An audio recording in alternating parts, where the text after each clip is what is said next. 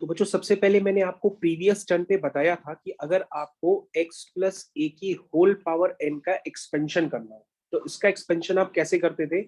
आप लिखते थे nc0 x की पावर n, nc1 x की power n minus one into A, nc2 x की power n minus two A square plus dot dot dot dot ncn A की power n।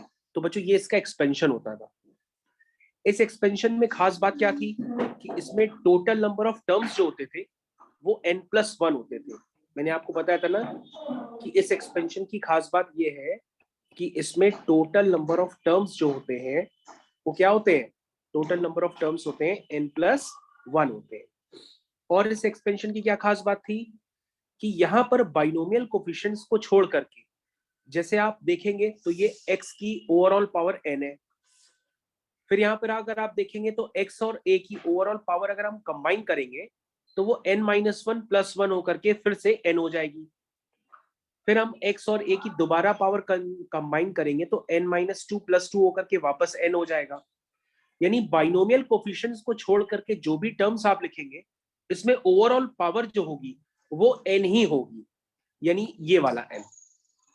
तो ये बात आपको ध्यान देनी होगी, ठीक है। अगर इस बात को आप ध्यान देते हैं तो आप एक्सपेंशन जल्दी कर ले जाएंगे, ठीक है। जैसे मैंने आपको बताया कि मान लीजिए आपको x प्लस ए की होल पावर 4 का एक्सपेंशन करना है, तो आप कैसे करेंगे, लिखेंगे 4c0 x की पावर 4, फिर लिखेंगे 4c1 x की पावर 3। अब बच्चों अगर x एक कम हो गया तो उसको पूरा करने के लिए a की पावर में 1 आ जाएगा ताकि ओवरऑल पावर क्या रह जाए, ओवरऑल पावर आपकी 4 हो जाए। यहां पे भी 4 थी, हर बार आपको इसी चीज का ध्यान देना है। फिर आप लिखेंगे 4c2 x की पावर एक और कम कर देंगे, यानी 4 3 फिर 2। अब a को कंपनसेट करने के लिए a की पावर 2 कर देंगे। उसी तरीके से बच्चों ये आपको एक्सपेंशन हर बार करना होगा और आप इसमें अब माहिर हो जाइए, तभी आप आगे पढ़ सकते हैं, बाइनोमियल थ्योरम को कंप्लीट कर सकते हैं। और बच्चों ये सारे बात मैं आपको पहले भी क्लियर कर चुका हूं, पहला टर्म, दूसरा टर्म, तीसरा, चौथा, पांचवा, यानी इसमें टोटल नंबर ऑफ टर्म्स कितने हो गए, n+1। n यहाँ पर कितना है 4, तो टोटल नंबर ऑफ टर्म्स कितने हो गए 5 हो गए। क्या ये बात सबको समझ में आ गई, बताइए भाई, ये बात सबको समझ में आ गई अब एक्सपेंशन वाली। अब हम लोग चलते हैं आगे, हम लोग लिखते हैं general term, general term of x plus ए की होल पावर n। सभी बच्चे यहां पर हेडिंग डालेंगे, अगर हम x प्लस ए की होल पावर n को एक्सप्रेस करना चाहें, यानी कि इन सारी बातों को अगर हम एक्सप्रेस करना चाहें एक जनरल टर्म में, तो हम उसको किस तरह से एक्सप्रेस करेंगे। उसको एक्सप्रेस करने का तरीका होगा बच्चों x प्लस ए की whole power n is equal to, ध्यान से देखिएगा बच्चों, यहां पे अब आपको स्पेशली ध्यान देना है, इन सारी बातों को, यानी कि आपने जो इतना बड़ा एक्सपेंशन लिखा था, अगर हम इन सारी बातों को किसी में कंबाइन कर लेते हैं तो कंबाइन करके हम कैसे लिखेंगे, हम उसको एक्सप्रेस करेंगे इन फॉर्म ऑफ समेशन। कैसे एक्सप्रेस करेंगे, हम एक्सप्रेस करेंगे summation n C R x की power n minus r a की पावर r। हम इस तरह से उसको एक्सप्रेस करेंगे, जहां पे r कहां जा रहा है, r जा रहा है 0 से लेकर के n तक। ये बात आपको समझनी है। तो बच्चों यहां पर ये बात आप समझ लीजिए कि आपने अपनी सारी बातों को किसमें एक्सप्रेस कर दिया, एक समेशन में। ये सारी बातें आपकी चली गई एक समेशन के अंदर।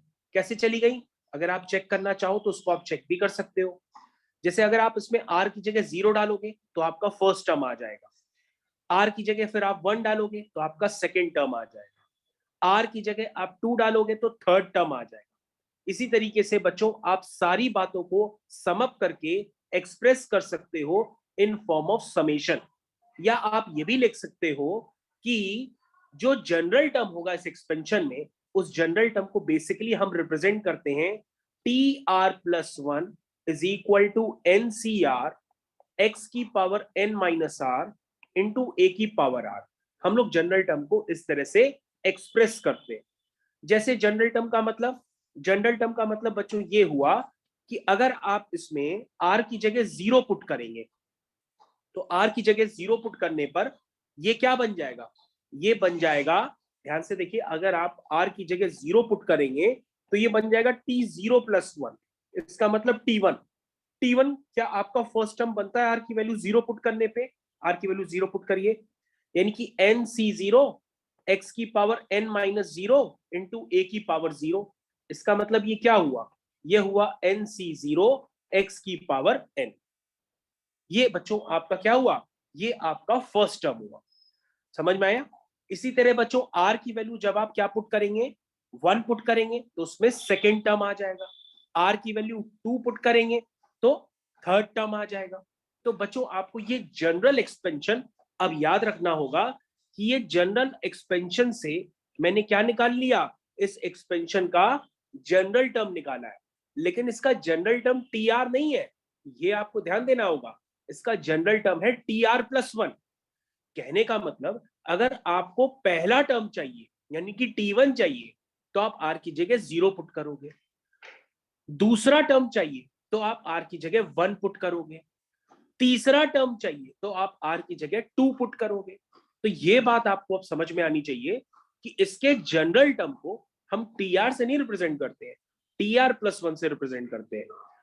ऐसा इसलिए है क्योंकि बच्चों ये आपका जो एक्सपेंशन होता है ना, वो कहां से स्टार्ट होता है, 0 से स्टार्ट होता है, इसलिए पहले टर्म को ऑब्टेन करने के लिए ये आपका t1 है, t2 है ना, अगर इनको ऑब्टेन आपको करना है तो उसके लिए आपको क्या करना पड़ता है, tr+1 के फॉर्म में जनरल टर्म को एक्सप्रेस करना पड़ता है। तो क्या प्रज्ञा ये बात आपको समझ में आ गई, बताइए भाई बच्चों, आप लोग को इतनी बात समझ में आ गई, आगे बढ़े। Ayush, yes sir. अच्छा यहां तक समझ में आ गई, तो हम लोग यहीं से कंटिन्यू करना था ना, अब हम लोग यहीं से कंटिन्यू करते हैं, इतना हमने बताया भी था आपको। चलिए बच्चों अब हम लोग आगे कंटिन्यू करते हैं।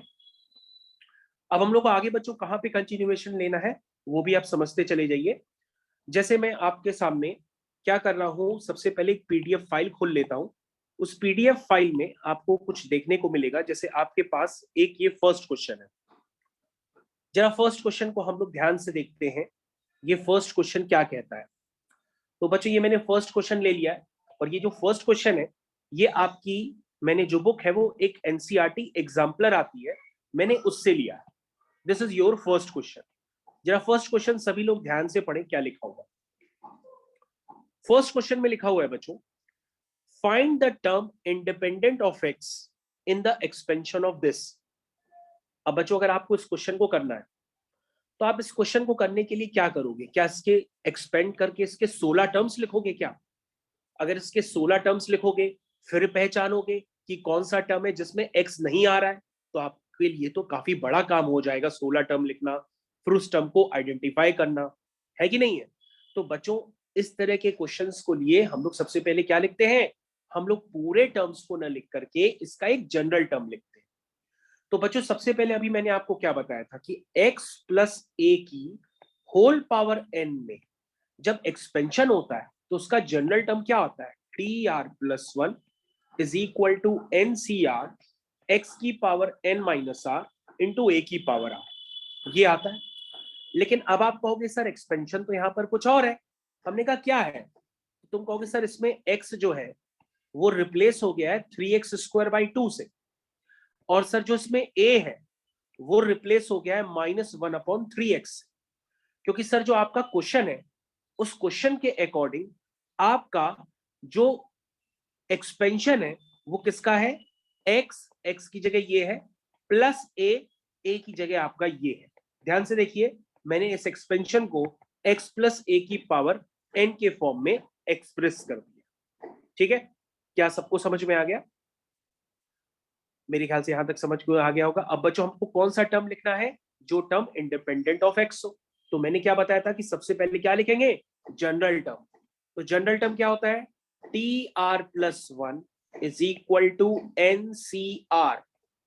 ये देखो बच्चों ये x की जगह x की पावर n-r इंटू ए की पावर आर। ए की जगह बच्चों ये है। तो हर बच्चा पहले ध्यान से देखे, क्योंकि नोट्स तो आप बना ही रहे हो, लेकिन समझना ध्यान से कि ये जनरल टर्म आपको समझ में आया कि नहीं आया, मैंने किस तरह से लिखा। अब बच्चों ध्यान से देखिएगा, यहाँ पे t are plus one is equal to 15 c r. अब बच्चों मैं टर्म्स एक्स के कोफिशिएंट्स को कंबाइन करूंगा। जैसे मैं इसको लिख सकता हूँ 3 की पावर 15 माइनस आर लिख सकता हूँ। नीचे में लिख सकता हूँ 2 की पावर 15 माइनस आर लिख सकता हूँ। एक्स की पावर 2 टाइम्स 15 माइनस आर, यानी कि 30 माइनस 2 आर, इसको ऐसे लिख दूंगा। माइनस 1 की पावर आर, नीचे जो 3 है उसको ऊपर ले आओ तो 3 की पावर माइनस आर, नीचे जो x है उसको ऊपर ले आओ तो x की पावर माइनस आर। क्या ये सारे टर्म्स मैंने सिंप्लीफाइड वर्जन में लिखे हैं? पहले आप सभी लोग से निवेदन है कि इसको पहले चेक कर लीजिए, क्या इसमें कोई ऐसा स्टेप तो नहीं है जिसको आप समझ ना पा रहे हो, तो मेरे को समझाइए, मैं आपको बता दूं। एनीवन, किसी को कोई प्रॉब्लम? सभी बच्चे चेक कर लें यहां तक। हाँ भाई, किसी को कोई प्रॉब्लम, समस्या? इन स्टेप्स में कोई प्रॉब्लम अभी भी किसी को तो बता सकता है, मैं यहाँ पे वेट कर रहा हूं। हाँ भाई, एनीवन, किसी को कोई प्रॉब्लम नहीं? No sir. ठीक है, तो हम लोग यहाँ से आगे कंटिन्यू करते हैं। तो बच्चों हमारे पास यहाँ जो क्वेश्चन की रिक्वायरमेंट है, हमें चाहिए एक्स से इंडिपेंडेंट टर्म। तो ये बच्चों वो वाले टर्म लिख रहा हूं सबसे पहले जिसमें एक्स नहीं आता है, तो वो सारे टर्म्स में एक साथ लिख देता हूं। अब जिनके साथ एक्स आता है वो सारे टर्म्स कंबाइन कर लेता हूं। एक बेस सेम होता है तो पावर ऐड हो जाती है, ये सभी आपने सुना है। तो 30 माइनस 2 आर और ये एक और माइनस आर है, उसको मैंने कंबाइन करके इसी तरह, क्योंकि बेस सेम होता है तो पावर क्या होती है, पावर ऐड हो जाती है। तो बच्चों मैंने क्या किया, मैंने x के कोफिशिएंट्स को कंबाइन कर लिया। क्यों कंबाइन किया? क्योंकि मेरे को x के कोफिशिएंट से ही लेना देना है। मैं चाहता हूं कि हमारा जनरल टर्म क्या हो, x से इंडिपेंडेंट हो, और x से इंडिपेंडेंट होने के लिए x की पावर को क्या करना पड़ेगा, 0। यानी कि बच्चों ये 30 माइनस 3r क्या हो जाएगा, 0।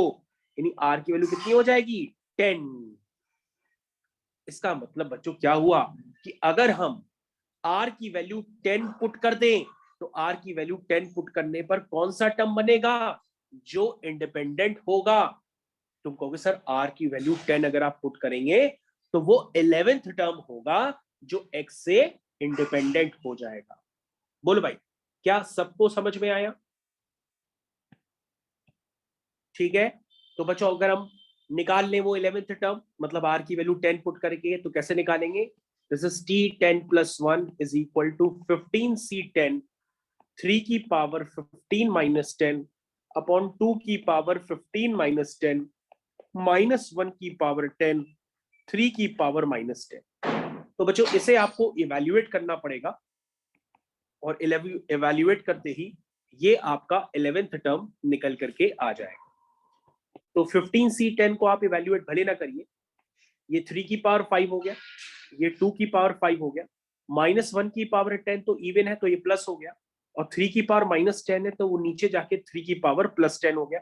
तो बच्चों ये कितना आया, कोई हेल्प कर सकता है क्या? तो तुम कहोगे सर नीचे 3 की पावर 5 बचेगा और 2 की पावर 5 3 की पावर 5 कंबाइन होकर के 2 इंटू 3 की होल पावर 5 बन जाएगा।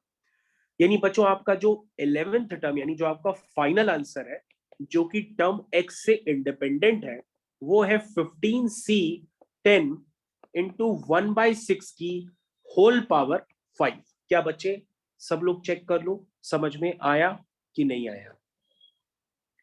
तो बच्चों आपने देखा कि किस तरह से मैंने जनरल टर्म की हेल्प से बिना एक्सपेंड किए आइडेंटिफाई कर लिया कि कौन सा टर्म एक्स से इंडिपेंडेंट है, this is your 11th term, और उसकी वैल्यू क्या है। क्या सबको क्लियर है?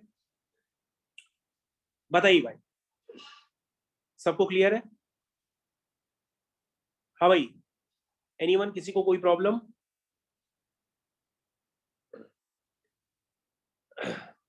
किसी को कोई प्रॉब्लम नहीं है?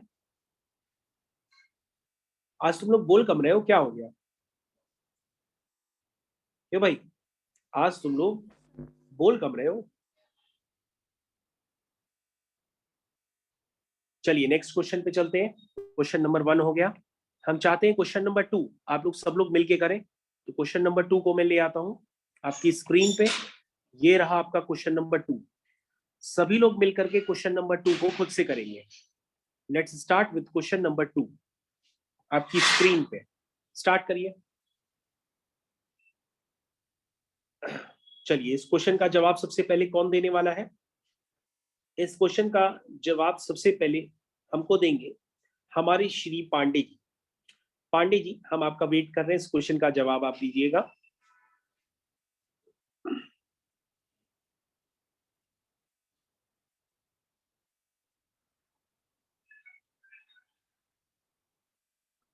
प्रियांशी कर रही हो बेटा? Yes sir. ओके, तो प्रियांशी की आवाज, प्रियांशी की बल्कि मधुर आवाज काफी देर बाद आई। उसमें लिखा है if the term free form, ध्यान से देखिएगा क्वेश्चन में लिखा है if the term free form from x in the expansion. Term free from x, इसका मतलब क्या हुआ? इसका मतलब हुआ इंडिपेंडेंट ऑफ एक्स। यानी एक ऐसा टर्म जो एक्स से इंडिपेंडेंट है, उसकी वैल्यू कितनी है? उसकी वैल्यू है 405। और आपसे पूछा जा रहा है कि बताओ के की वैल्यू क्या हो। सभी लोग क्वेश्चन को अटेम्प्ट करना स्टार्ट कर दें।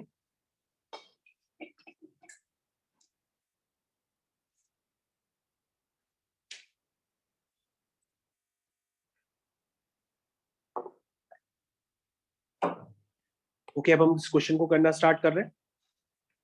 सबसे पहले बच्चों हम इसको लिखेंगे x प्लस ए की होल पावर n के फॉर्म में। तो ये बन गया रूट एक्स प्लस माइनस के upon x square whole power 10। ये हो। इसके बाद बच्चों क्या बताया था कि आप इसका जनरल टर्म लिखेंगे। तो T are plus 1 is equal to N C R X. X क्या है बच्चों? रूट एक्स, एक्स की power n minus are into A की पावर आर, यानी कि माइनस के अपॉन एक्स स्क्वायर की power R. Sir plus minus 3।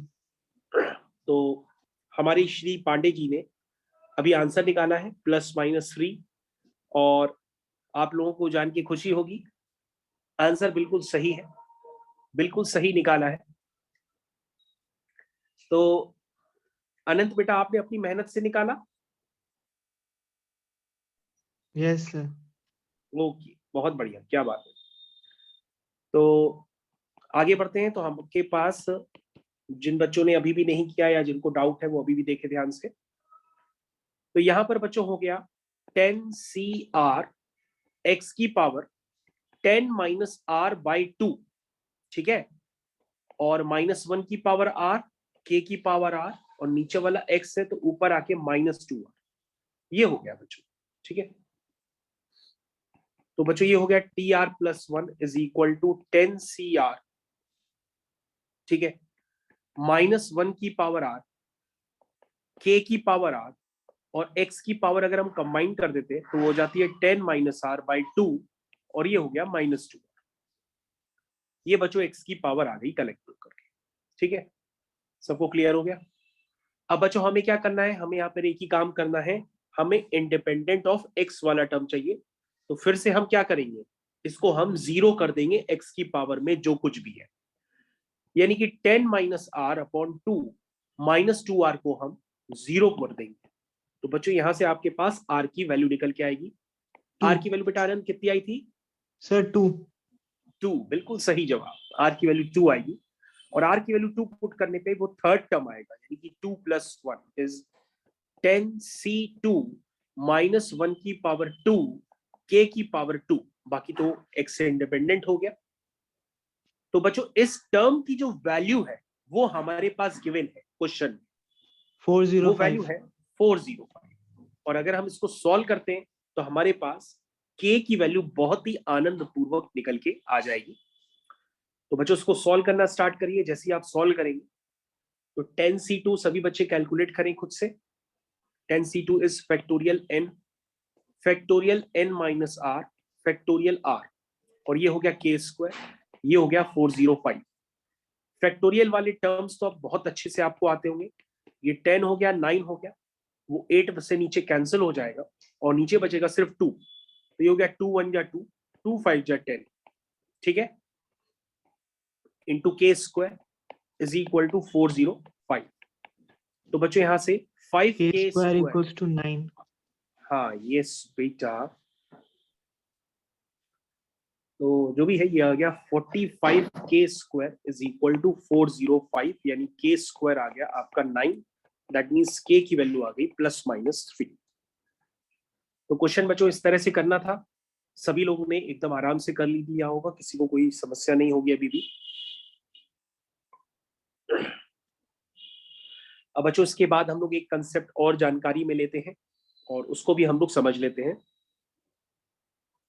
चलिए अब हम लोग यहाँ पर हेडिंग डालते हैं बच्चों, कंसेप्ट ऑफ मिडिल टर्म। सब बच्चे यहाँ पर हेडिंग डाल लेंगे, कंसेप्ट ऑफ मिडिल टर्म।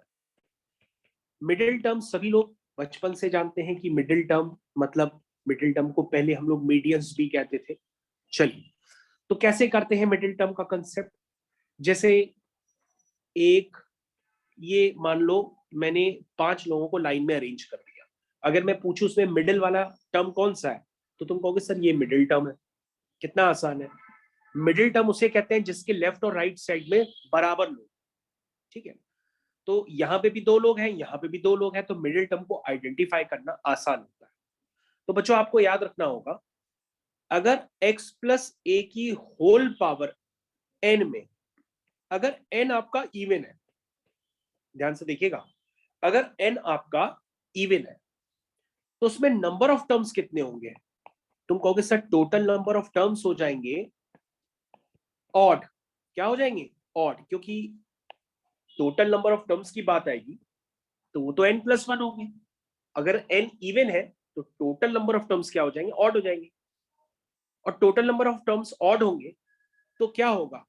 कहोगे sir only one middle term, only one middle term. क्योंकि सर अभी तो आपने बताया कि इस वाले एग्जाम्पल में कि अगर नंबर ऑफ टर्म्स, ध्यान से देखिए, अगर ऑड है क्योंकि 5 है तो मिडिल टर्म को आइडेंटिफाई करना आसान था। तो उसी तरीके से बच्चों अगर x प्लस ए की होल पावर n में अगर n इवन होता है तो total number of terms odd हो जाएंगे, इसलिए यहां पे भी मिडिल टर्म को आइडेंटिफाई करना आसान होता है।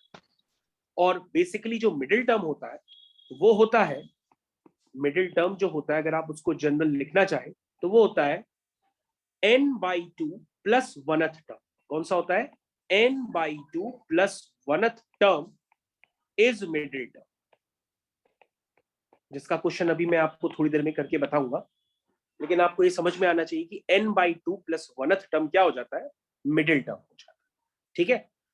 लेकिन बच्चों परेशानी तब होती है जब यहां पर नंबर ऑफ टर्म्स इवन हो जाते हैं। जैसे अगर हम 1 को 6 टाइम्स लिख दें तो यहां प्रॉब्लम बढ़ जाएगी। अगर हम इसको कहेंगे तुम मिडिल टर्म हो तो ये वाला कहेगा हम क्यों नहीं है। इसलिए हम क्या कहते हैं कि भैया तुम दोनों ही मिडिल टर्म, तुम दोनों ही मिडिल टर्म हो, हम दोनों को ही मिडिल टर्म मान लेते हैं अगर नंबर ऑफ टर्म्स क्या हो जाते हैं? इवन। तो तुम कहोगे सर x प्लस ए की होल पावर n में अगर n ऑड होगा तभी नंबर ऑफ टर्म्स क्या होंगे? इवन होंगे, क्योंकि यहाँ पे n+1 से इवन टर्म्स बन जाएंगे। तो अगर n ऑड होगा तो टोटल नंबर ऑफ टर्म्स क्या हो जाएंगे? टोटल नंबर ऑफ टर्म्स हो जाएंगे इवन। क्या हो जाएंगे? इवन। और total number of terms even हो जाएंगे तो यहाँ का क्या मतलब हुआ कि यहाँ 2 मिडिल टर्म होंगे। तो बेसिकली उन 2 मिडिल टर्म को हम लोग कैसे लिखते हैं? एक मिडिल टर्म होता है n+1/2th टर्म और दूसरा मिडिल टर्म होता है n+3/2th टर्म। ये आपके मिडिल टर्म होते हैं।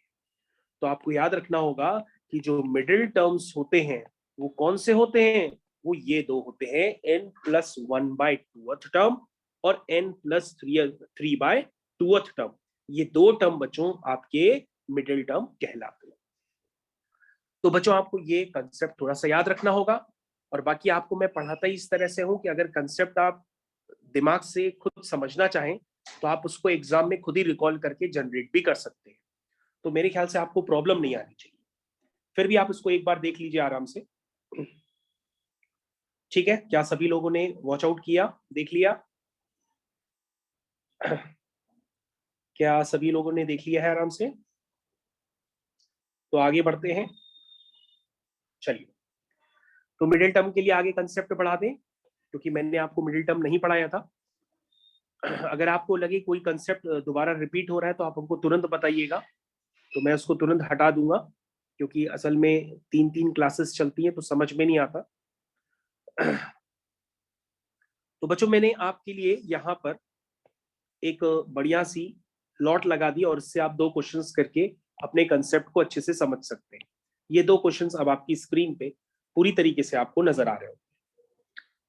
तो अब हमको इन 2 क्वेश्चंस को करना है, और इन 2 क्वेश्चंस को करने पे ही हमारा विकास होगा, देश का विकास होगा, भारत का विकास होगा। स्टार्ट करते हैं। सबसे पहले बच्चों, अब आपके पास है तो एक x। क्वेश्चन से इतना विकास हो जाएगा? बिल्कुल, हम नहीं कहते हैं, ये हमारे देश के महान लोग कहते हैं। चलिए, तो आप भी तो उन महान x लोग बाय, में से ही हैं। हाँ हाँ बेटा, चलो, x by A plus minus A by X whole power n। तो हमारे श्री पांडे जी हमें इस क्वेश्चन का आंसर तत्काल प्रभाव से बताएंगे। तो श्री पांडे जी का कहना है कि इसमें सर n इवन है। ध्यान से देखिए सर, n जो है आपका इवन है, तो टोटल नंबर ऑफ टर्म्स क्या हो जाएंगे? कहोगे सर ऑड हो जाएंगे। अगर n इवन है तो नंबर ऑफ टर्म्स ऑड हो गए, यानी कितने मिडिल टर्म होंगे? तुम कहोगे सर ओनली 1 मिडिल टर्म। क्या होगा? ओनली 1 मिडिल टर्म होगा। और अगर एक मिडिल टर्म होगा तो वो कौन सा बताया था? n/2 plus plus 1। 1। ठीक है, तो तुम कहोगे सर ये कौन सा टर्म हुआ? हमने कहा 10/2 प्लस 1th टर्म, 6 यानी टर्म। कौन सा टर्म हुआ? 6th term. और तुम कहोगे सर 6 टर्म तो अभी हम तुरंत लिख सकते हैं। तो सर आपने क्या बताया था जनरल टर्म? आपने बताया था tr+1 is equal to NCR x की power n minus r a की पावर, ऐसा कुछ सर आपने बताया था। तो सर अगर हमें 6th टर्म लिखना है तो हम r की जगह क्या पुट करेंगे? 5 पुट करेंगे। तो ये बन जाएगा 10c5, x की जगह है x by a whole power 10 माइनस 5 into minus a upon x whole power 5। ध्यान से देखिए बच्चों, कहीं पे आपको कोई समस्या हो हमको बताइए, हम उसको समाधान करें। ये आपका मिडिल टर्म था, वो मिडिल टर्म मैंने आपको लिख दिया है। फिर भी आप देखिए ध्यान से, अगर कोई टर्म आपको ना समझ में आए तो तुरंत संपर्क में आइए। मेरे ख्याल से सभी को समझ में आ गया। अब आपको सीधा सीधा से सिंप्लीफाई करना है। तो सिंप्लीफाई करने के लिए 10c5 x की पावर 5 a की पावर 5, ठीक है, माइनस 1 की पावर 5 a की पावर 5 x की पावर 5। इसको सिंप्लीफाई करिए तो ये हो गया 10c5 x की पावर 5 से x की पावर 5। काफी सारे टर्म्स तो कैंसिल ही हो गए, क्यों भाई? काफी सारे टर्म्स तो कैंसिल ही हो यस गए, सर। सिर्फ बचा है -1 की पावर 5, यानी कि -1 बचेगा बस। तो ये वैल्यू कोई बच्चा बता सकता है 10c5 की क्या वैल्यू होती है? -252। क्या बात है, -252। ठीक है, ओके, -252, ठीक है। तो बच्चों हमारे पास अब सेकंड क्वेश्चन भी आ गया है। सभी लोग इस क्वेश्चन को कंप्लीट करें और सेकंड क्वेश्चन की तरफ प्रस्थान करें। सेकंड क्वेश्चन में अगर आप ध्यान से देखेंगे तो यहाँ पर n जो है वो आपका इवन नहीं है, अब आपका n ऑड है। और अगर n ऑड होगा तो उसमें 2 मिडिल टर्म होंगे, ठीक है। तो अगर आप इस थ्योरी को समझ लेंगे तो आप क्वेश्चन जल्दी कर सकते हैं। नहीं समझेंगे तो फिर आपके पास एक ही रास्ता होगा कि आप इसका एक्सपेंशन करें। इसके पहले 10 टर्म लिखेंगे और 10 टर्म लिखने के बाद 2 मिडिल टर्म को आइडेंटिफाई करेंगे। ऐसा काम तो फिर वही कर सकता है जिसके पास फुर्सत ही फुर्सत, जिसको उस एग्जाम में सिर्फ एक ही क्वेश्चन करना हो। लेकिन अगर आप एक से ज्यादा क्वेश्चन करना चाहते हैं तो जनरल टर्म की तरह यूज करके क्वेश्चन को जल्दी खत्म करने की कोशिश करें। तो अगला क्वेश्चन आपके सामने ये रहा। तो बच्चों अगला क्वेश्चन मैं स्टार्ट कर रहा हूं करने के लिए। तो अगले क्वेश्चन को अगर आप x प्लस ए की होल पावर n के फॉर्म में लिखेंगे तो ये x की जगह ये हो जाएगा और a की जगह आपका ये वाला टर्म हो जाएगा। ठीक है, चेक कर लीजिए। तो बच्चों यहां पर आप लिखेंगे सबसे पहले कि सर यहाँ पे n जो है वो ऑड है, तो नंबर ऑफ टर्म्स कितने हैं? नंबर ऑफ टर्म्स हो गए आपके इवन, तो दो मिडिल टर्म होंगे। कौन से? एक सर आपने बताया था n+1/2th टर्म, और एक आपने बताया था n+3/2th टर्म। तो सर ये दो टर्म अभी जस्ट आपने पीछे पीछे बताए हैं, ये देखिए पीछे पीछे। ठीक है, ओके, तो लिखना स्टार्ट करें। तो कहोगे सर कौन से दो मिडिल टर्म हुए? तो हो गया 9+1/2th term and 5 and 6. 9+3/2th term. Yes बेटा, फिफ्थ और sixth term, fifth and sixth term ये आपके मिडिल टर्म्स कहलाएंगे। तो इन मिडिल टर्म्स को लिखते हैं, शुरुआत करते हैं लिखने के लिए। तो फिफ्थ टर्म कैसे लिखेंगे बच्चों? स्टार्ट करते हैं। Fifth term is t4+1। अब आप लिखना सीख गए होंगे। NCR x की पावर n-r a की पावर r, r is 4.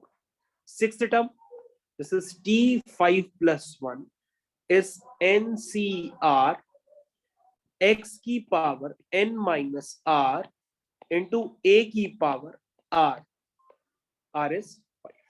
मेरे ख्याल से सभी को यहाँ पे कंसेप्ट क्लियर हो गया है।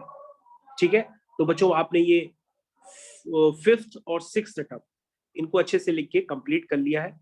अब आप चाहें तो आप यहाँ पे भी छोड़ सकते हैं, आप चाहें तो आप यहाँ पे भी इस क्वेश्चन को छोड़ सकते हैं। ठीक है,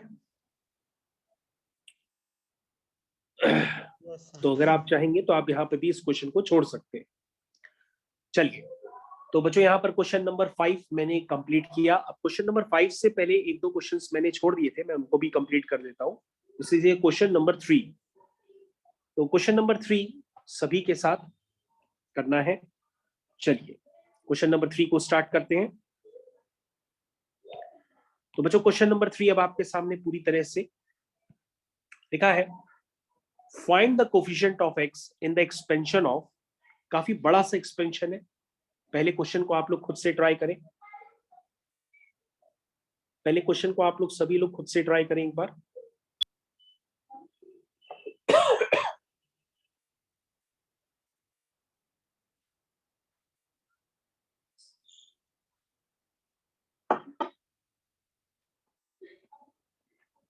तो बच्चों जब आप क्वेश्चन देखेंगे तो उस क्वेश्चन को देख के आपको पहले लगेगा कि सर 1 - 3x + 7x², ये तो ठीक है, लेकिन सर ये जो उसके बाद लिखा है उसको देख के थोड़ी सी समस्या होगी। हमने कहा क्या लिखा है? तुम लिखोगे सर x + a की होल पावर n, जिसमें n 16 है, x 1 है, a आपका -x। तो तुम कहोगे सर ये x का कोफिशिएंट कैसे निकालेंगे? तो पहले क्या सर इसको एक्सपेंड करें पूरा, इसके 17 टर्म लिखें, और 17 टर्म लिखने के बाद हर टर्म को पहले 1 से करें, फिर -3x से करें, फिर 7x² से मल्टीप्लाई, क्या सब कुछ करके लिखे तब हम x का कोफिशिएंट पहचाने? तो हमने आपको बताया ऐसा नहीं करना है। सबसे पहले आप कुछ नहीं करेंगे, आप ये देखिए कि आपको x का कोफिशिएंट चाहिए, तो अगर आप इसका जनरल एक्सपेंशन थोड़ा सा भी लिखेंगे तो उससे आपको आइडिया हो जाएगा। लिखना स्टार्ट करिए, NC0 x की पावर n। अब बच्चों 1 की पावर कुछ भी हो वो तो 1 ही होता है। NC1 1 की पावर फिर कुछ भी हो 1 ही होता है। अब यहां पर a आ जाएगा, NC2 यहां पर a² आ जाएगा, NC3 यहां पर a³ आ जाएगा। क्या ये बात आप समझते हैं? NCN इंटू a की पावर n। मेरे ख्याल से सभी को ये एक्सपेंशन क्लियर हो गया। अब बच्चों आपको अपनी रिक्वायरमेंट देखनी है कि कब कब सिर्फ x वाला टर्म जनरेट होगा, ये आप खुद ही देख के पहचान सकते हैं। और अगर आप अभी भी नहीं पहचान पा रहे तो एक टर्म आप और लिख लीजिए, उससे आपको आइडिया लिख जाएगा। यानी कि बाइनोमियल कोफिशिएंट्स की वैल्यू डाल दीजिए, बाइनोमियल कोफिशिएंट्स की वैल्यू पुट कर दीजिए, उससे आपको आइडिया लग जाएगा। क्या समझ में आया?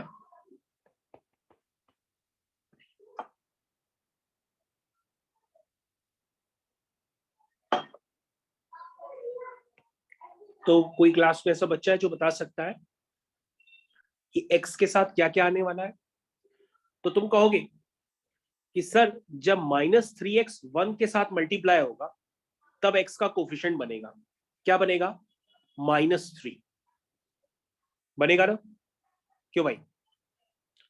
इसके अलावा सर x का कोफिशिएंट और भी कहीं बनेगा। हमने कहा कब बनेगा? तुम कहोगे सर 16c1 जो होता है वो है तो 16 ही, तो इसको आप 16x लिख लीजिए। तो सर जब ये वाला टर्म यानी कि 16x वाला टर्म 1 से मल्टीप्लाई होगा तो भी x का कोफिशिएंट क्रिएट होगा। क्या क्रिएट होगा? -16। क्या किसी और तरीके से x का कोई टर्म जनरेट हो सकता है? तो तुम कहोगे सर इसके अलावा तो नहीं लग रहा है, क्योंकि 7x² किसी से भी मल्टीप्लाई होगा। अगर 1 से भी होगा 7x² तो x² का ही कोफिशिएंट जनरेट होगा, x का नहीं होगा। तो दैट मीन्स इसका सही आंसर कितना हो गया? -90। तो बच्चों आप लोग ने देखा किस तरह से क्वेश्चन को किया। देखने में बड़ा लग रहा था, ठीक है, लेकिन है छोटा। ठीक है, समझ में आया? क्या सबको समझ में आ गया?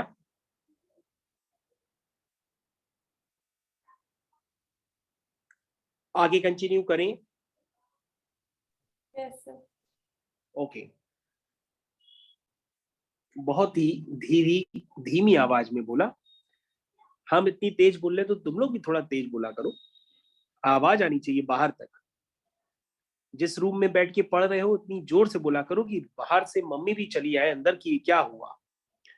थोड़ा तेज बोला करो। हम इतनी तेज बोलते हैं तब जाके तुम लोग सुनते हो। चलो भाई, आज बता दो इस क्वेश्चन को करके घर वालों को कि तुम्हें बाइनोमियल थ्योरम आती है। बता दो ये क्वेश्चन करके जल्दी से। बाइनोमियल थ्योरम पता है काफी इजी होती है वैसे तो, अगर आप सही ढंग से हमारी भाषण को सुन रहे हैं।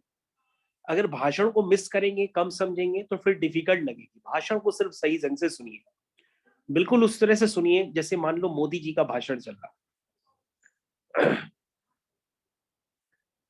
तो बच्चों यहां पर अब आपको इंडिपेंडेंट ऑफ एक्स नहीं चाहिए। क्या चाहिए? कोफिशिएंट चाहिए, एक ऐसा टर्म जिसमें एक्स की पावर क्या आता हो? -17 या 1/x की पावर 17। तो यानी कि बच्चों जब हम इसको एक्सपेंड करके इसके 16 टर्म लिखेंगे तो हमें वो वाला टर्म पहचानना है जिसमें x की पावर -17 आता। उस टर्म को पहचान करके उसके कोफिशिएंट यानी x की पावर -17 के कोफिशिएंट को लिखना। तो क्या तैयार है आप लोग? आंसर बता दो। चलो स्टार्ट करो। किया स्टार्ट? कहोगे सर बिल्कुल आसान क्वेश्चन है, बताएं सर कैसे करेंगे। तुम कैसे करोगे? सर इसको करने के लिए आप वही करेंगे, पहले जनरल टर्म लिखिए और जनरल टर्म लिखने के बाद एक्स की पावर कलेक्ट करके जो भी पावर आए एक्स में उसको -17 कर दीजिए। उससे सर आपको पता पड़ जाएगा आर की वैल्यू क्या है, और सर फिर आर की वैल्यू पुट करके आप एक्स की पावर -17 का कोफिशिएंट निकाल लीजिए। निकाल लीजिए, ठीक है? ओके स्टार्ट करें? तो तुम कहोगी सर बिल्कुल स्टार्ट करिए। ये हो गया x प्लस a की होल पावर n। ये देखो x प्लस a की होल पावर n लिखे जनरल टर्म। तो this is tr plus 1 is ncr x की power n minus r a की पावर r। तो कोई है बच्चा ऐसा क्लास में जिसने r की वैल्यू निकाल ली हो? इसको मैं सिंप्लीफाई कर रहा हूं, -1 की पावर r, -1 की पावर r, और ये हो गया x की पावर -3। तो ये हो गया 15cr -1 की पावर r, और ये x की पावर हो गया 60 - 4r - 3r, यानी कि 60 माइनस कितना हुआ 7r। अब आप क्या चाहते हैं कि ये पावर क्या बन जाए, ये पावर बन जाए -17, यानी 60 - 7r को आप क्या कर दोगे, -17 कर दोगे। तो बच्चा कोई है जो बता सकता है यहां पर r की वैल्यू क्या निकल के आ रही है,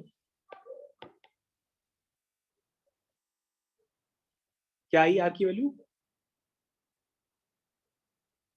क्या बात है, r की वैल्यू तो बता दो कोई, कितनी आई, 7, 11। तो बच्चों r की वैल्यू अगर 11 आ गई तो उसका मतलब अब आप वो कोफिशिएंट निकाल सकते हो, यानी कि वो 12वां टर्म होगा, t11 + 1 is 15c7।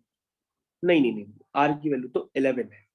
15 से 11 -1 की पावर 11, ये बच्चों है वो कोफिशिएंट जिसमें x की पावर क्या होगी, -17 होगी। तो आपका फाइनल आंसर क्या हुआ, फाइनल आंसर इज 15c11, और ये बाहर माइनस आ जाएगा। चेक करिए सभी लोग, 15c11 को अगर आप सॉल्व करेंगे तो ये आंसर आएगा एग्जैक्टली निकल के -1365। अब आप चेक करिए,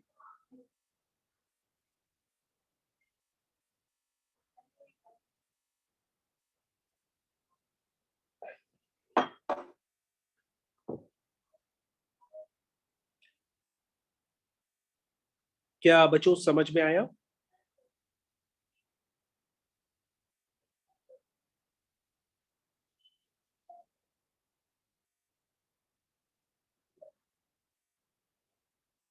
समझ में आया बच्चों,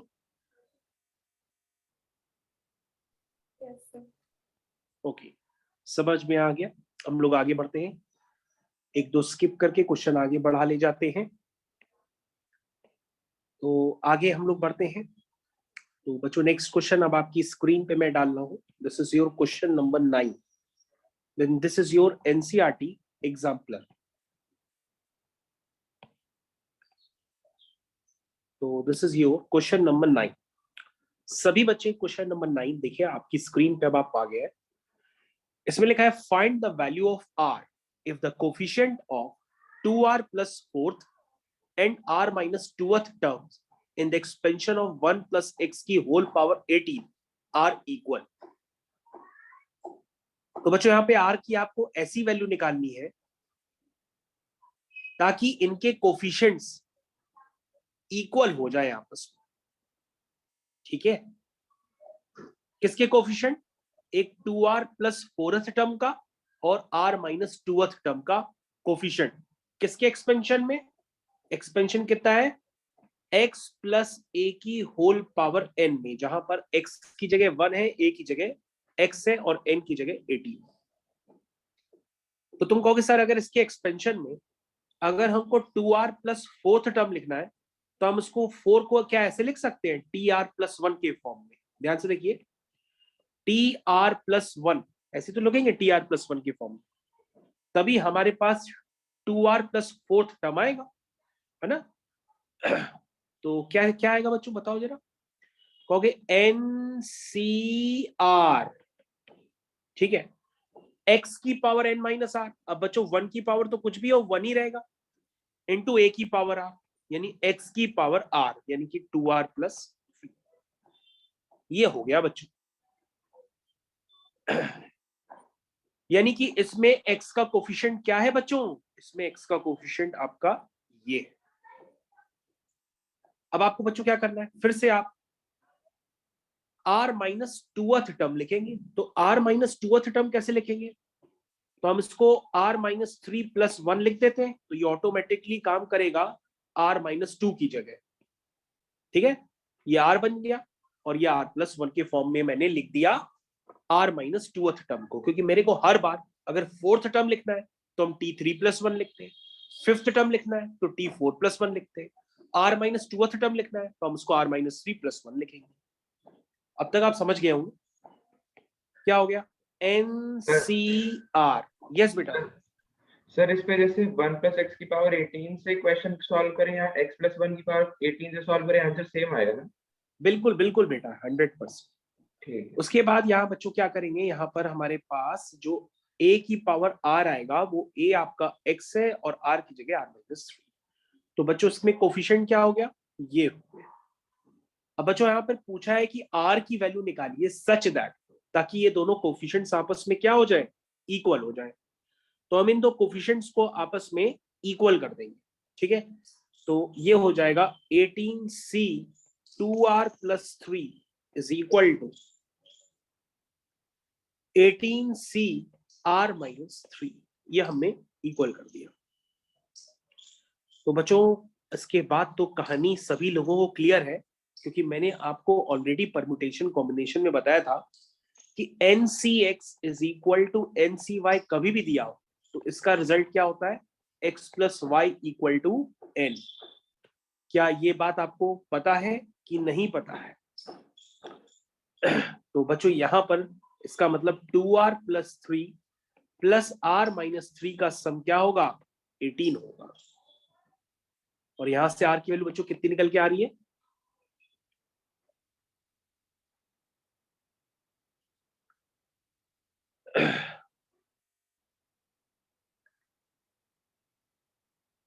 चलिए कोई है बताने वाला?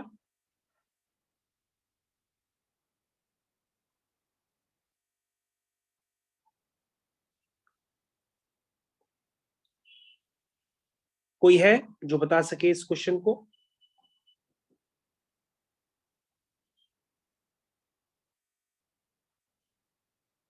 क्या आया आर की वैल्यू बच्चों यहां से? 6 आई। Okay thank you. तो बच्चों आर की वैल्यू 6 इसने एकदम सही बताई है, तो आर इज 6। क्वेश्चन हो गया। तो बच्चों क्वेश्चन सक्सेसफुली यहाँ पे फिनिश हो चुका है। अब बच्चों हम लोग एक क्वेश्चन की तरफ चल रहे हैं। वो क्वेश्चन बहुत ही तकलीफ देता है वैसे लोगों को, लेकिन फिर भी आपको मैं करवाऊंगा। रेडी हो जाइए उस क्वेश्चन के लिए। अब मैं आपके सामने एक क्वेश्चन पेश कर रहा हूं। वो क्वेश्चन है आपका बहुत ही अजीबोगरीब टाइप का, लोगों को लगता है लोग एग्जाम में करते नहीं है और छोड़ के चले आते हैं। This is your example 6 of pure NCERT. कोई मिलावट नहीं किसी भी तरह की। Example 6 pure NCERT, not NCERT exemplar. तो सभी बच्चे यहां पर ध्यान से देखिए एग्जाम्पल 6 की तरफ क्या लिखा हुआ है। Show that the middle term in the expansion of 1 + x की whole power 2n is this। तो सभी बच्चे जब इस क्वेश्चन को देखते हैं तो उनके पास एक अजीब से विचार आना चालू हो जाते हैं कि सर ये कैसा मिडिल टर्म है। तो हमने कहा बेटा पहले तुम स्टार्ट तो करो, तुम्हारे पास एक्सपेंशन किसका है, 1 + x की होल पावर 2n का है ना। यहां पर n क्या गिवन है, तुम कहोगे सर n तो एक पॉजिटिव इंटीजर है, n क्या हो सकता है, 1 होगा। तो पावर क्या हो जाएगी, इवन। n2 होगा तो भी पावर इवन होगी। यानी ओवरऑल ये जो पावर है वो है क्या, इवन ही तो है। और अगर पावर अगर इवन होती है तो नंबर ऑफ टर्म्स क्या होते हैं, ऑड होते हैं। तो उसमें मिडिल टर्म मैंने आपको क्या बताया था, मिडिल टर्म मैंने आपको बताया था n/2 + 1th term is middle term, यही तो बताया था x + a की होल पावर n में। लेकिन बच्चों यहां पर n की जगह क्या है, 2n है। n की जगह यहां पर क्या है, 2n है।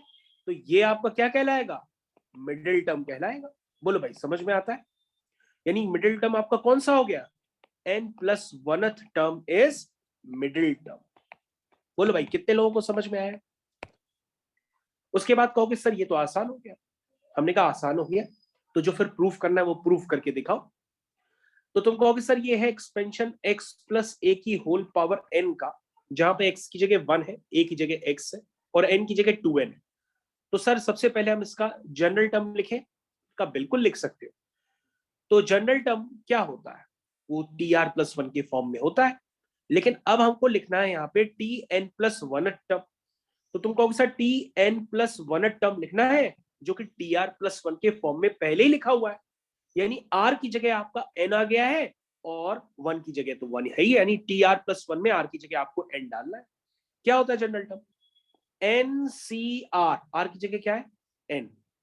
x की power n minus r, x की जगह 1 है, 1 की power 2n minus n into a की पावर r।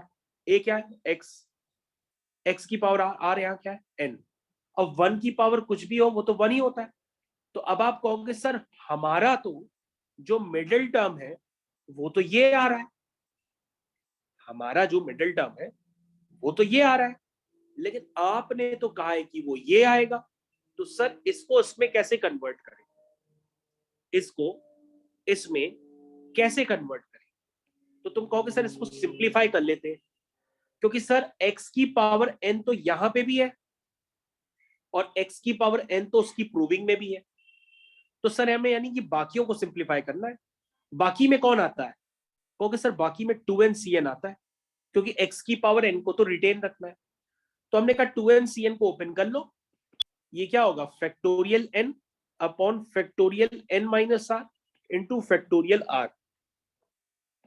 तो ये हो जाएगा factorial 2n upon factorial n into factorial n। बच्चों फैक्टोरियल की डेफिनेशन क्या होती है? It is the product of n consecutive natural numbers. यही तो होती है ना डेफिनेशन की, कोई और होती है? यही तो होती है। तो इसका मतलब अगर तुम 2n बाहर निकालोगे तो अंदर क्या बचेगा? 2n-1। 2n-1 बाहर निकालोगे तो अंदर 2n-2। 2n-2 बाहर निकालोगे तो अंदर 2n-3। ऐसे करके लास्ट में एंड कहां पर होगा? 4 इंटू 3 इंटू 2 इंटू 1, यहीं पे तो एंड होगा ना। कौन सा? Factorial 2n। क्या बात समझ में आती है? फैक्टोरियल 2n को मैंने कैसे लिखा? नीचे फैक्टोरियल n है, नीचे फैक्टोरियल n 2 बार है।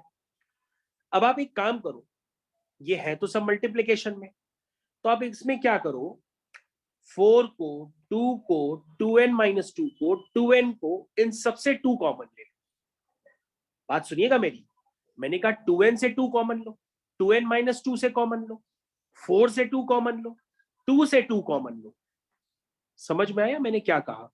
मैंने कहा इन सब से 2 कॉमन लेते चले जाओ। तो जब इनसे 2 कॉमन लोगे, मेरे ख्याल से सबको अब समझ में आने लगा होगा। अगर आप समझ गए हैं तो क्वेश्चन को अंजाम दे दीजिए, खत्म कर दीजिए। क्वेश्चन को अंजाम दे दीजिए, खत्म कर दीजिए। कर दिया? तो तुम कहोगे सर 2 2 2 2 2 2, हाँ यस, कॉमन लेते जाइए। तो 2 2 2 2 2 2 कितनी बार आएगा? n बार आएगा। तो ये 2 की पावर हो जाएगा n, और अंदर क्या बचेगा? जिन टर्म्स पे मैंने ब्लैक कलर से इंडिकेट किया वो वाले टर्म से 2 कॉमन लेना है। तो अंदर बचेगा n, फिर बचेगा, समझ में आ रहा है? ये बचेगा n-1, क्योंकि इसमें से अगर 2 कॉमन ले लोगे तो ये n-1 हो जाएगा। फिर 2n-4 होगा, उसमें से 2 कॉमन लिया होगा तो n-2 हो जाएगा, और लास्ट में इस तरह से चलता चला जाएगा। 4 से 2 कॉमन लोगे तो 2 हो जाएगा, 2 से कॉमन लोगे तो 1 हो जाएगा। समझ में आया ये? क्यों भाई, कितने लोगों को समझ में आया? और नीचे क्या है? Factorial n। यस सर, आ गया था। और बच्चों अगर ध्यान से देखो तो जो तुम्हारा दूसरा वाला फैक्टोरियल है, तो इस वाले फैक्टोरियल को आप क्या लिखते हो? यही तो लिखोगे, n-1 n-2 dot dot dot 3 into 2 into 1। तो बच्चों ये वाला फैक्टोरियल इस वाले से कैंसिल हो जाएगा ना, पूरा पूरा। ठीक है, आ गया? बोलो भाई, आ गया कि नहीं आया? लेकिन तुम कहोगे कि सर आपने बाकी टर्म तो लिखे नहीं। बाकी टर्म तुम अपने आप से लिख लो भाई। बाकी टर्म कौन कौन से बचे थे? तुम कहोगे सर 2n-1 बचा था, 2n-3 बचा था, फिर लास्ट में 3 इंटू 1 बचा था, मतलब 5 इंटू 3 इंटू 1 ये बचा था। अब बच्चों ध्यान से देख लो, वैसे जितना प्रूफ करना था मैंने वो प्रूफ कर दिया, ठीक है? क्योंकि बच्चों अगर आपको ध्यान से देखें तो प्रूविंग आपको, भाई x की पावर n तो आप था ही आपके मिडिल टर्म में, आपको 2n-cn को सिंप्लीफाई करना था, और 2n-cn को सिंप्लीफाई करके ये ऐसा फॉर्म दिखाना था। बस बच्चों यहाँ पे थोड़ा सा एक काम ये देख लेना, इसको ये जो है ये 2 की पावर n लिखा हुआ है, तो ये 2 की पावर n आ चुका है, 135 वाले टर्म भी आ चुके हैं, x की पावर n था ही, और डिवाइड में फैक्टोरियल n आ चुका है। तो बस उन्होंने 2n को सिंप्लीफाई किया, और 2n को सिंप्लीफाई करके कुछ इस फॉर्म में एक्सप्रेस कर दिया। अब बच्चों पूरा क्वेश्चन आपकी स्क्रीन पे है, एक बार आप चेक कर लीजिए, और आपको अभी भी कोई समस्या हो तो हमसे संपर्क करिए। एनीवन, किसी को प्रॉब्लम?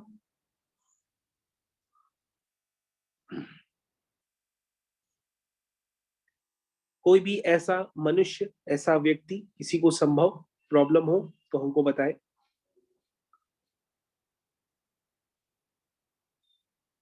और अगर किसी को कोई समस्या नहीं है तो ये तो काफी खुशी की बात है। इसके लिए हम लोग सीधा एक एनसीईआरटी का ही क्वेश्चन करते हैं, वो भी सीधा सीधा प्योर एनसीईआरटी, कोई मिलावट नहीं। पहले आप इसको एक बार रिव्यू कर लीजिए, अभी भी कोई समस्या हो तो आप मेरे से अभी भी संपर्क कर सकते हैं, मैं खाली बैठा हूं, अभी भी आप बोल सकते हैं।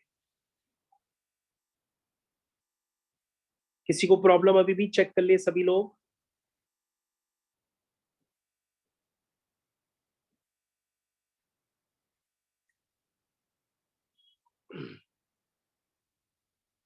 ठीक है, किसी को कोई प्रॉब्लम नहीं है तो फिर मैं यहां से आगे बढ़ना ही स्टार्ट कर रहा हूं। ठीक है, नो प्रॉब्लम, आगे बढ़ रहे हैं। चलिए भाई, तो बच्चों यहाँ पर एक दूसरा क्वेश्चन आ रहा है, और दूसरा क्वेश्चन आपकी एक्सरसाइज 8.2 का है। ये देखिए एक्सरसाइज 8.2 आपकी स्क्रीन पे है, और अब हम लोग इस 8.2 एक्सरसाइज का क्वेश्चन करने जा रहे हैं। Question number is 10, question number 10, क्योंकि बाकी 8.1 और 8.2 के सारे क्वेश्चन अब आप कर सकते हैं, हम सीधा कर रहे हैं इसका question number 12। This is your question number 10। चलिए स्टार्ट करते हैं इस क्वेश्चन को करना। सभी लोग क्वेश्चन नंबर 10 को करना चालू कर दे, क्योंकि अभी आपने बिल्कुल इसी लॉजिक पे क्वेश्चन किया है, तो अब इसको भी करना स्टार्ट करिए। लेकिन इसमें थोड़ी सी वर्किंग होती है, उस वर्किंग को सिखाने के लिए ही मैंने आपको क्वेश्चन दिया है। क्वेश्चन बहुत आसान है, बस इसमें थोड़े से कैलकुलेशन होते हैं।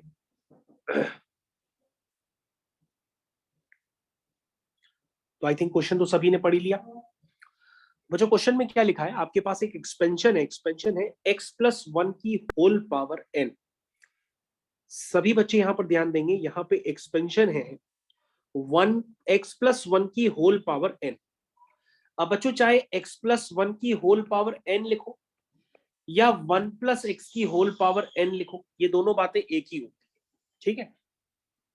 तो हमारे लिए ज्यादा कन्वीनियंट ये है, इसलिए हम इसको लिखें, ठीक। चलिए, इसका जनरल टर्म क्या होगा? जनरल टर्म होगा TR+1 इज NCR, 1 की पावर कुछ भी करो 1 ही होगा, इंटू a की पावर r, यानी x की पावर r, ये होगा। लेकिन बच्चों हमें कौन सा टर्म चाहिए? हमें r-1th टर्म चाहिए। तो r-1th टर्म को हम कैसे लिखेंगे? तुम कहोगे r-1 को आप लिख सकते हैं r-2+1। तो सर ये काम करेगा r का, और ये बन जाएगा TR+1 का फॉर्म। क्या होगा ये होगा NCR, ठीक है। x की पावर क्या बताया था? n-r, वो तो 1 हो गया, इंटू a की पावर r, a की जगह x है तो x की पावर r-2। मेरे ख्याल से यहां तक सभी को क्लियर हो गया होगा। अभी भी कोई समस्या हो तो बताइए। बच्चों कोफिशिएंट्स की चर्चा कभी भी की जाए क्वेश्चंस में, तो कोफिशिएंट्स का मतलब ये मान के रखिएगा कि उनकी चर्चा में बाइनोमियल कोफिशिएंट्स का यूज किया जाता है, क्योंकि बाइनोमियल कोफिशिएंट्स को हम लोग कभी कभी कोफिशिएंट्स भी बोल देते हैं। तो कोफिशिएंट्स का मतलब यहाँ पे बाइनोमियल कोफिशिएंट्स है। तो r-2th टर्म, r-1th टर्म का मैंने बाइनोमियल कोफिशिएंट निकाल दिया। अब बच्चों मेरे को rth टर्म का चाहिए, तो rth टर्म हम कैसे लिखेंगे? rth टर्म को लिखेंगे r-1+1, तो ये अगेन TR+1 का फॉर्म बन गया। This is NCR-1 to x की पावर r-1, ठीक है। फिर बच्चों r+1th टर्म है, वो तो पहले ही से उस फॉर्म में लिखा हुआ है, तो ये हो जाएगा सीधा सीधा NCR x की पावर r। अब बच्चों क्वेश्चन में लिखा है कि इनके कोफिशिएंट्स का जो रेशियो है वो 1:3:5 है।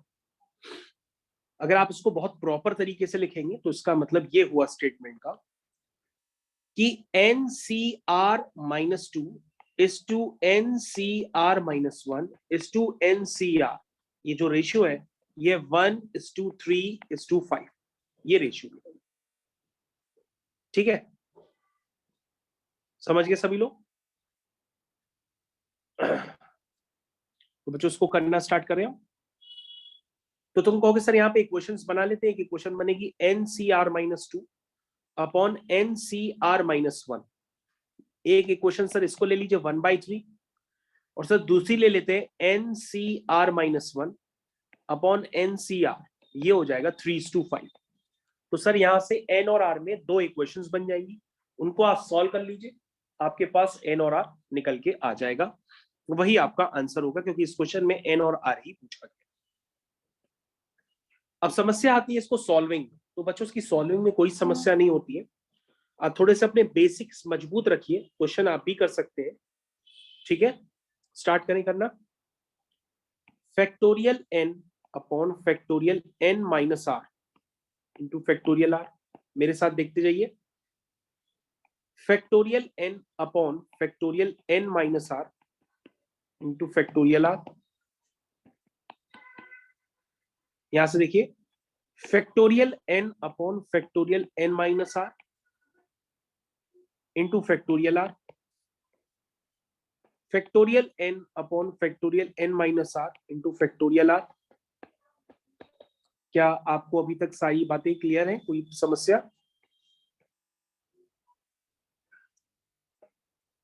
ये इससे कैंसिल कर दे, ये भी इससे कैंसिल कर दे। अब बच्चों आपको ये अंदाजा लगाना होगा कि किसके फैक्टोरियल को बाहर निकालें और किसको अंदर रखें ताकि टर्म्स कैंसिल हो जाए। जैसे बच्चों मैं आपको बताता हूं, जैसे यहाँ से R-1 को बाहर निकालेंगे तो अंदर R-2 बचेगा, वो कैंसिल हो जाएगा। लेकिन अगर आपकी जल्दी जल्दी करने की आदत नहीं है तो आप पहले भैया फिर सिंप्लीफाई करके और लिख लीजिए, ठीक है? देखिए मैं आपको ये बता रहा था कि ये n-r+1 ऊपर चला जाएगा और R-1 को बाहर निकालोगे तो अंदर R-2 बचेगा, मैं ये बता रहा था, ठीक है? और डिवाइड में बच्चों n-r+2 को बाहर निकालेंगे तो अंदर बचेगा n-r+1 और R-2 तो है ही, ये वैल्यू 1/3। क्या सभी को ये स्टेप समझ में आया? अब बच्चों अगर ध्यान से देखें तो टर्म्स यहाँ पे कैंसिल हो रहे हैं, उनको कैंसिल करिए। कौन सा हुआ? एक ये, एक ये, एक ये, एक ये, ठीक है? तो बच्चों अब तो देखो यहाँ पे आपको इक्वेशन समझ में आती है क्या? अब आप N और R में प्रॉपर इक्वेशंस बना सकते हो क्या? अभी भी प्रॉब्लम है? जवाब दो बच्चों, क्यों भाई? जवाब दीजिए सभी लोग। श्रेया बेटा आप कर लोगी इसके आगे? यस सर, कर रहे हैं। ओके, तो बच्चों इसको भी थोड़ी सी यहाँ पे हम लोग कर लेते हैं। ये n-r ऊपर चला जाएगा, इस r को बाहर निकालेंगे, अंदर R-1 बचेगा, होल डिवाइडेड बाय इस n-r+1 को बाहर निकालेंगे तो अंदर फिर n-r बचेगा, और ये R-1 लिखा ही हुआ है, ये वैल्यू 3/5 है। जरा चेक कर लिए, टर्म्स कैंसिल हो रहे हैं, ये वाला इससे और ये वाला इससे। फिर से देखो आपके पास इक्वेशन बन गई, क्या बनी? बनी R upon n-r+1 is equal to 3/5। तो बच्चों अब आपके पास दो इक्वेशंस बन चुकी हैं, एक ये और एक ये, इनको आप सॉल्व कर लीजिए, आपके पास n और r आ जाएगा, ठीक है? तो जब आप इसको सॉल्व करेंगे तो आपका जो बच्चों आंसर आएगा फाइनल, वो मैं लिखने जा रहा हूँ। दिस इज n जो आएगा वो आपका आएगा 7 और जो r आएगा वो आएगा 3। This is your final answer. Now you can check.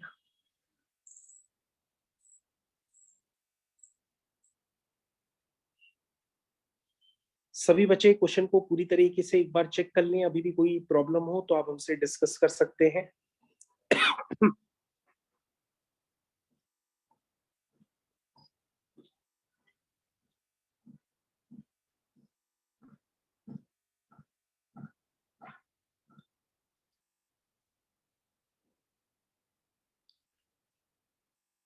ठीक है चैतन्य, हो गया बेटा? चेक करिए सब यस लोग। Sir, yes sir.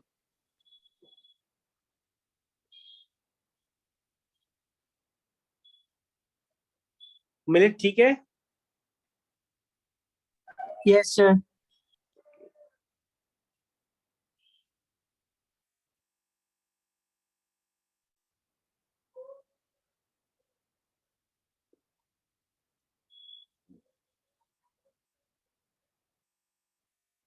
ठीक है, अब मैं इस क्वेश्चन को, चलो अच्छा देख लो एक बार, हो सकता है निकालने में प्रॉब्लम अभी भी रही हो।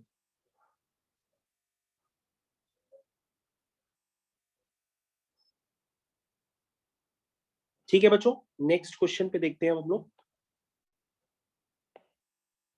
आइए अगला क्वेश्चन। अगला क्वेश्चन है बच्चों क्वेश्चन नंबर 12। अगर आप ये भरोसा रखते हैं कि आपको काफी कुछ समझ में आ गया है, तो अब आप इस क्वेश्चन नंबर 12 को करिए। सभी लोग क्वेश्चन नंबर 12 को अपनी मेहनत से करेंगे।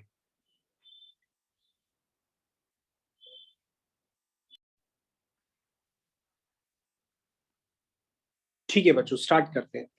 क्या लिखा है?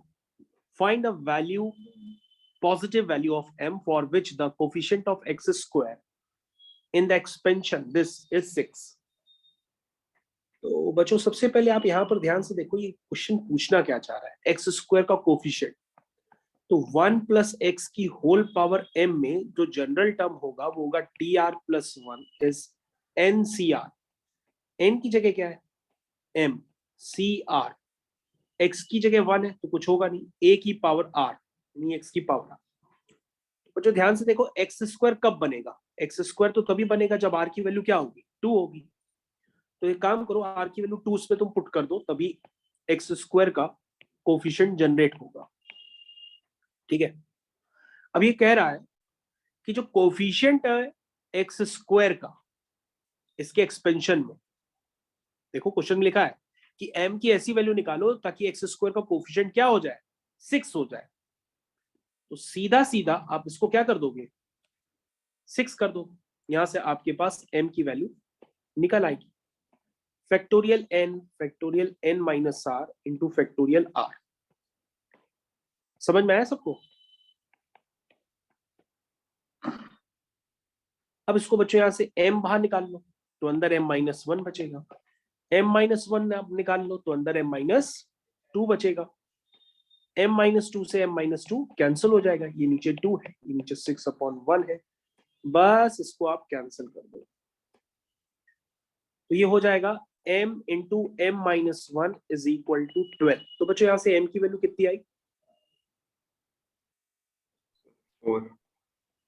तो पॉजिटिव वैल्यू चाहिए तो m की दो वैल्यूज आएगी, 4 और m की वैल्यू आई -3। ये हम रिजेक्ट कर देंगे, इसी को एक्सेप्ट करेंगे क्योंकि हमसे कहा गया था कि पॉजिटिव वैल्यू ही चाहिए, और वैसे भी एनसीआर में n तो पॉजिटिव होता ही। तो बच्चों इस तरह से इस क्वेश्चन को करना था। अब आप लोग इसको रिव्यू कर लीजिए, अभी भी कोई प्रॉब्लम हो तो आप हमसे दोबारा पूछ सकते हैं।